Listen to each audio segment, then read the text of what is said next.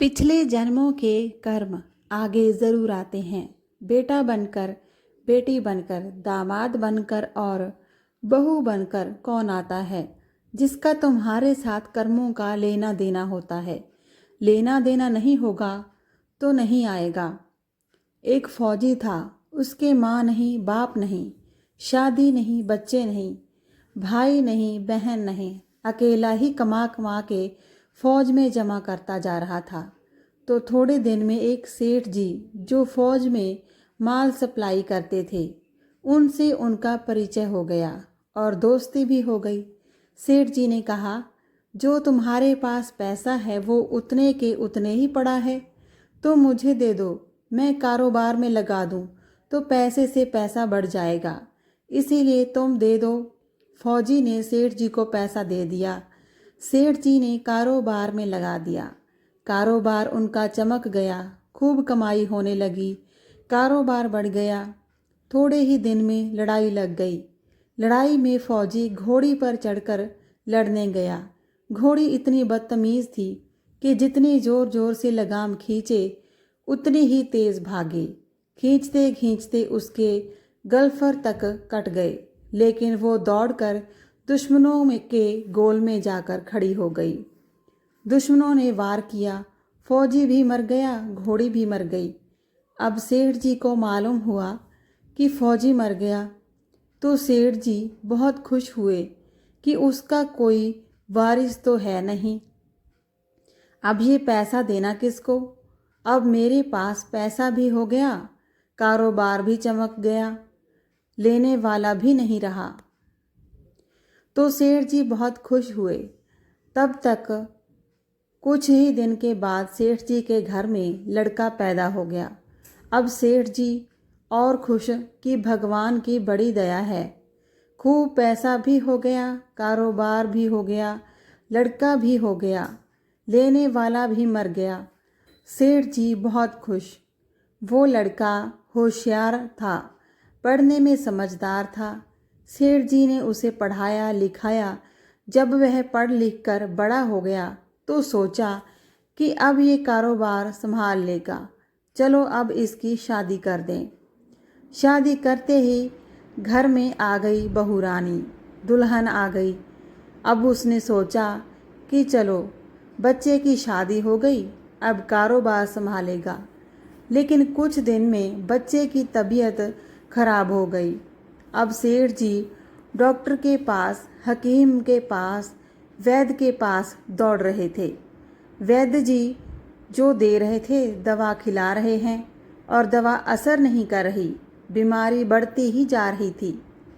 पैसा बर्बाद हो रहा है और बीमारी बढ़ती जा रही है। रोग कट नहीं रहा, पैसा खूब लग रहा है। अब अंत में डॉक्टर ने कह दिया कि ला इलाज मर्ज हो गया, इसको अब असाध्य रोग हो गया, ये बच्चा 2 दिन में मर जाएगा। डॉक्टरों के जवाब देने पर सेठ जी निराश होकर बच्चे को लेकर रोते हुए आ रहे थे। रास्ते में एक आदमी मिला। कहा, अरे सेठ जी क्या हुआ, बहुत दुखी लग रहे हो। सेठ जी ने कहा, ये बच्चा जवान था, हमने सोचा बुढ़ापे में मदद करेगा, अब ये बीमार हो गया। शादी होते ही हमने इसके लिए खूब पैसा लगा दिया, जिसने जितना मांगा उतना दिया, लेकिन आज डॉक्टरों ने जवाब दे दिया, अब ये बचेगा नहीं, असाध्य रोग हो गया, ला इलाज मर्ज है, अब ले जाओ घर, 2 दिन में ही मर जाएगा। आदमी ने कहा, अरे सेठ जी तुम क्यों दिल छोड़ रहे हो, मेरे पड़ोस में वैद्य जी रहते हैं, दवा देते हैं जो 2 आने की पुड़िया खाकर मुर्दा भी उठकर खड़ा हो जाता है, जल्दी से तुम वैद्य जी की दवा ले आओ। सेठ जी दौड़ कर गए, 2 आने की पुड़िया ले आए और पैसा दे दिया। पुड़िया ले आए, बच्चे को खिलाई, बच्चा पुड़िया खाते ही मर गया। बच्चा मर गया। अब सेठ जी रो रहे हैं, सेठानी भी रो रही थी और घर में बहू रानी और पूरा गांव भी रो रहा था। गांव में शोर मच गया कि बहू रानी सेठ की कमर जवानी में टूट गई। सब लोग रो रहे थे। तब तक एक महात्मा जी आ गए। उन्होंने कहा, भाई क्यों रोना धोना? लोग बोले, इस सेठ का एक ही जवान लड़का था, वो भी मर गया, इसीलिए सब लोग रो रहे हैं, सब दुखी हो रहे हैं। महात्मा बोले, सेठ जी रोना क्यों? सेठ, महाराज जिसका जवान बेटा मर जाए वो रोएगा नहीं तो क्या करेगा? महात्मा, तो आपको क्यों रोना? सेठ, मेरा बेटा मरा तो और किसको रोना? महात्मा, और उस दिन तो आप बड़े खुश थे। सेठ, किस दिन? महात्मा, फौजी ने जिस दिन पैसा दिया था। सेठ, हाँ, कारोबार के लिए पैसा मिला था तो खुशी तो थी। महात्मा, और उस दिन तो आपकी खुशी का ठिकाना ही नहीं था। सेठ, किस दिन? महात्मा, अरे जिस दिन फौजी मर गया, सोचा कि अब तो पैसा भी नहीं देना पड़ेगा, माल बहुत हो गया, कारोबार खूब चमक गया, अब देना ही नहीं पड़ेगा, बहुत खुश थे। सेठ, हाँ महाराज, खुश तो था। महात्मा, और उस दिन तो आपकी खुशी का ठिकाना ही न था, पता नहीं कितनी मिठाइयाँ बंट गई। सेठ, किस दिन? महात्मा, अरे जिस दिन लड़का पैदा हुआ था। सेठ, महाराज लड़का पैदा होता है तो सब खुश होते हैं, मैं भी हो गया तो क्या बात? महात्मा, उस दिन तो खुशी से आपके पैर जमीन पर ही नहीं पड़ते थे। सेठ, किस दिन? महात्मा, अरे जिस दिन बेटा ब्याहने जा रहे थे। सेठ, महाराज बेटा ब्याहने जाता है तो हर आदमी खुश होता है, तो मैं भी खुश हो गया था।